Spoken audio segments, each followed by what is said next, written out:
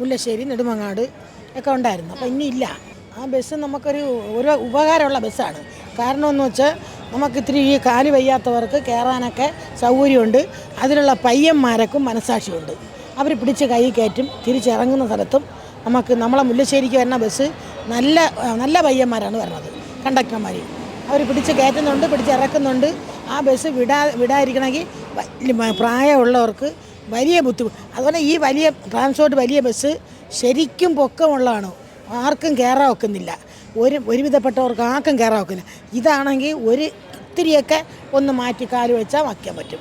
ആ ബസ് മാറ്റണ്ട എന്നാണ് എൻ്റെ താല്പര്യം. എനിക്ക് ആ ബസ് ഉണ്ട്, ഭയങ്കര ഉപകാരമുണ്ട്. എന്നുവെച്ചാൽ നമ്മളെ മുല്ലശ്ശേരി എന്നൊക്കെ വരുന്ന സമയത്ത് ഈ മറ്റേ പൊക്ക ഈ ബസ് ഇത്ര പൊക്കേ ഉള്ളൂ. ഇത് മറ്റത് ഏണി വെച്ച് കയറും പോലെ കയറണം. അത് മാറ്റണ്ട എന്നാണ് ഏത് മേജർ പറയുന്നത് പറഞ്ഞാലും എനിക്കത് ഇത് താല്പര്യം. ഈ ബസ് വേണമെന്നാണ് എൻ്റെ പറയുന്നത്. സ്ഥിരമായിട്ട് ഈ വണ്ടിയിൽ പോകുന്ന ആളാണ്. നമുക്ക് മുല്ലശ്ശേരി വഴി നെടുമങ്ങാടേക്ക് വരുന്ന ബസ് 2-3 ബസ്സുണ്ട്. ആ ബസ്സാണ് ഫുട്ബോർഡിൽ കയറി പറ്റിയ വലിയ. എന്നാൽ പിന്നെ ഒരു കാര്യം, ആ ബസ്സിന് ഈ പ്രായമുള്ളവർക്ക് കയറാൻ ഫുട്ബോർഡ് താത്ത് വയ്ക്കണ കുറച്ച് ബസ് അങ്ങനെ വിടണം.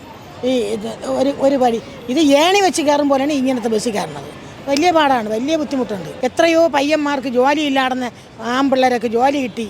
എത്രമാത്രം പേർക്ക് ജോലി കിട്ടിയിട്ടുണ്ട്. അപ്പോൾ അതൊക്കെ നമ്മൾ നോക്കണ്ടേ? ജോലിയില്ലാതെ കൂലിയില്ലാതെ കുറേ ആളുകൾ നടന്ന് അവർക്ക് ജോലി കിട്ടി. കുറച്ച് പേർക്കൊക്കെ കുറേ പയ്യന്മാർക്ക് ജോലി കിട്ടി. അതൊക്കെയാണ് നാട്ടിലെ ഉപകാരം. നമുക്കെന്ത് എപ്പോഴും എത്തണമല്ല. നമ്മളിപ്പോൾ ഈ പ്രായമുള്ളവരാണ്, എപ്പോഴും ഓട്ടോ പിടിച്ച് പോകാൻ പറ്റില്ല. ഈ ബസ് കാത്താണ് നിൽക്കുന്നത്.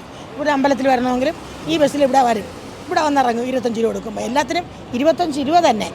പക്ഷേ ഈ ബസ്സുള്ള ഉപകാരം ഇപ്പം ഈ വലിയ ബസ്സിലില്ല. വലിയ പാടാണ് ആ ബസ് കയറാൻ.